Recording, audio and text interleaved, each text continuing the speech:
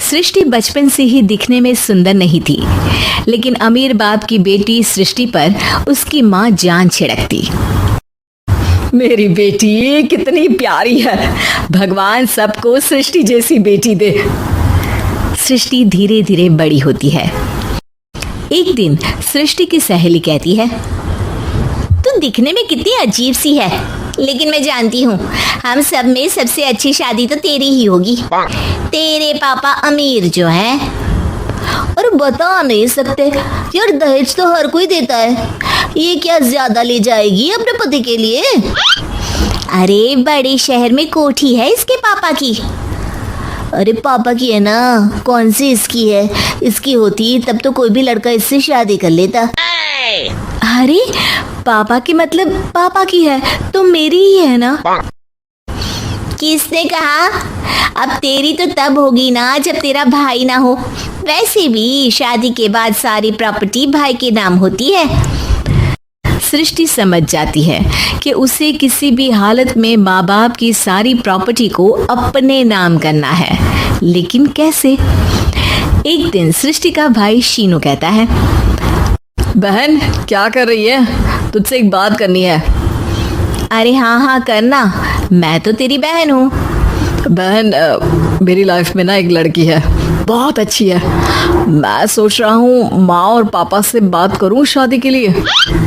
सृष्टि को समझ में आ जाता है कि भाई की शादी होते ही भाभी उसे एक दिन भी घर में बर्दाश्त नहीं करेगी। क्या बात है भाई, बताना कौन है वो? यार वो बहुत अच्छी लड़की है, पढ़ी लिखी है, मेरे साथ जॉब भी करती है। बस एक प्रॉब्लम है। प्रॉब्लम? क्या प्रॉब्लम है भाई? यार वो शादीशुदा है, लेकिन उसके पति ने उसे सिर्फ इसलिए छोड़ दिया क्योंकि उसके माँ बाप दहेज नहीं दे पाए। सृष्टि ये सुनकर न जाने क्यों खुश हो जाती है। अरे भाई तो क्या हुआ, लड़की तुझे तो पसंद है ना? शीनू को लगता है कि बहन उसे समझ रही है। वो इस बात से अनजान होता है कि उसकी बहन की मंशा पूरा घर हड़पने की है। सृष्टि अपनी माँ से कहती है, मम्मी मुझे तो बहुत चिंता है। पता है शीनू क्या कर रहा है? अरे क्या कर रहा है? वो तो काम पर जाता है और वापस घर आता है। नहीं ना माँ, वो यही तो नहीं कर रहा, बाकी सब कर रहा है। आपको पता है उससे प्यार है, और वो भी एक शादीशुदा लड़की से। ये क्या हो गया? मैं सोसाइटी में क्या मुंह दिखाऊंगी? अरे तेरे पापा तो यही कहेंगे कि मैंने ही उसे बिगाड़ दिया है। माँ देखो, मेरी बात मानो, पापा पर भी विश्वास करने की जरूरत नहीं है। अब आप ही बताओ, पापा इतनी देर घर के बाहर रहते हैं क्यों? बोलो। अरे बेटा वो तो नौकरी करते हैं ना। तू बहुत भोली है माँ। पापा का ऑफिस तो 7 बजे खत्म हो जाता है, लेकिन देखो कितनी देर से आते हैं। अरे नहीं नहीं बेटा, ऐसी कोई बात नहीं है। सृष्टि माँ को एक औरत से बात करते पिता की फोटो दिखाती है। देखो माँ कैसे हैं पापा। मैं ना कहती थी कि पापा सही नहीं है। मैं तेरे पापा से बात करूंगी, दे फोटो मुझे। ओ माँ, वो तो डिलीट हो गई। लेकिन चल, तूने तो देख लिया ना। पापा से बाद में बात कर लेना, और हाँ मेरा नाम बिल्कुल मत लेना। हाँ माँ। अब क्या था, सृष्टि के माँ और पिता के बीच झगड़ा होना शुरू हो जाता है। सृष्टि के मन में क्या चल रहा था कोई नहीं जानता था। एक दिन, माँ सृष्टि के लिए एक लड़का देखा है, वो लोग शाम को उसे देखने आने वाले हैं।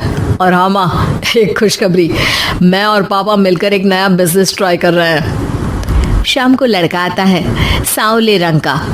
सृष्टि को तो बिल्कुल भी पसंद नहीं आता।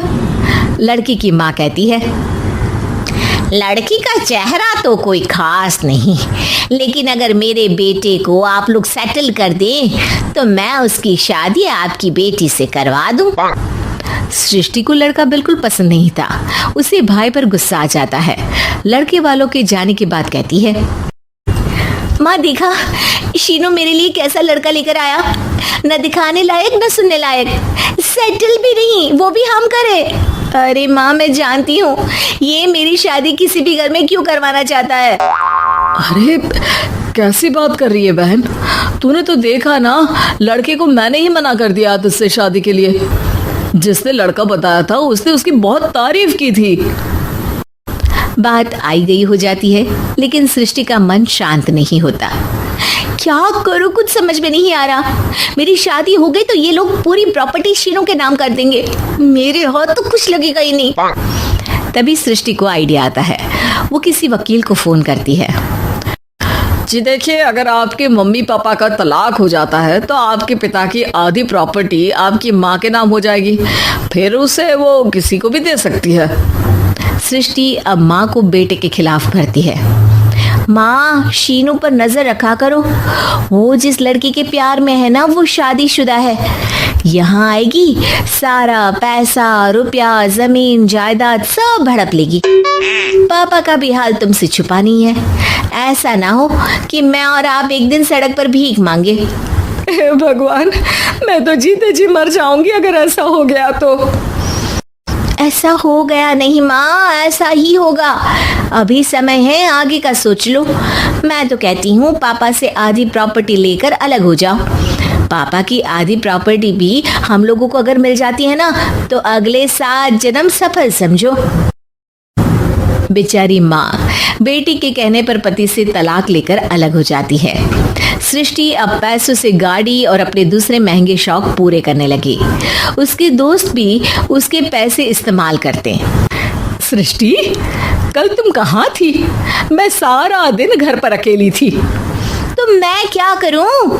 मैंने ठेका तो नहीं लिया है ना तुम्हें संभालने का। माँ को सृष्टि से ये उम्मीद नहीं थी। वो बैठकर रोने लगती है। वहीं उसका पति यानी कि सृष्टि के पिता आ जाते हैं।